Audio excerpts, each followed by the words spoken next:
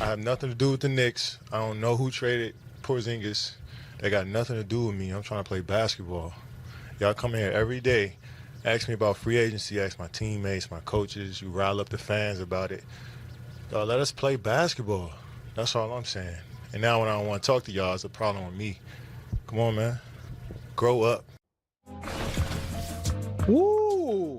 KD letting him have it last night. He didn't speak for 9 games, and he let his silence go away. Checking out the cap space for 2009 free agency. You got the Knicks sitting on top of the list. You heard him mention the Knicks. Not that he said he's going there, but just for the sake of showing you the cap space for a lot of the teams that made moves, we wanted to put this graphic on the screen. So number one, before we even talk about next season and the cap space available, when you first heard KD and his rant that he went on, Jess, starting with you, what were your thoughts? Did you think it was accurate? I just thought I was surprised. I mean, sometimes, you know, I bring my kids in and into the house, and I always try to build confidence in my kids. And sometimes I'm like, you know, you're Malloy, right? Like, you don't have to do that. You're Malloy Smith. You're Kevin Durant. You don't have to do that. Because you're Kevin Durant. You speak for yourself. Your game speaks for yourself. Your championships speak for themselves. Your ability speaks for and what you do off the court speaks for himself. So when anyone asks you a question that you're uncomfortable with, you're like, I'm not answering that because I'm a Golden State Warrior, and you keep it moving. I don't think he's Kevin Durant. He doesn't have to go on a rant.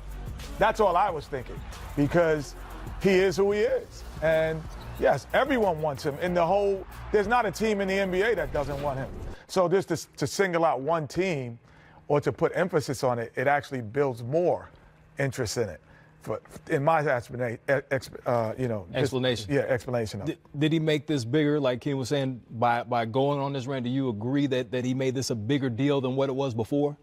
I don't know if it's a bigger deal, Kenny or Rowe. I think because I know Kevin very well, he's an emotional person. He's been emotional since he's been in high school.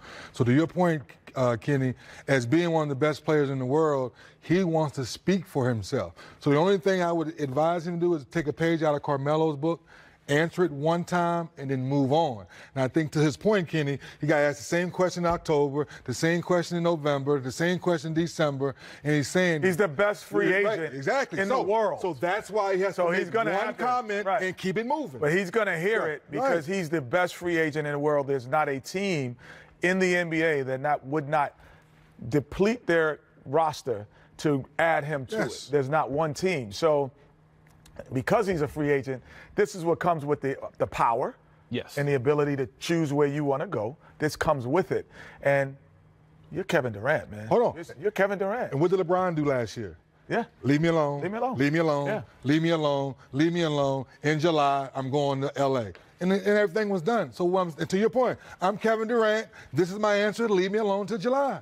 And then we'll leave him alone. Well, we're not going to leave alone this topic about the Knicks. We're not going to talk about KD, but the other potential free agents that could be available, do the Knicks actually have a shot? We've seen year after year the Knicks have all this cap space available. No one has a shot at anyone. Yeah. No one has a shot.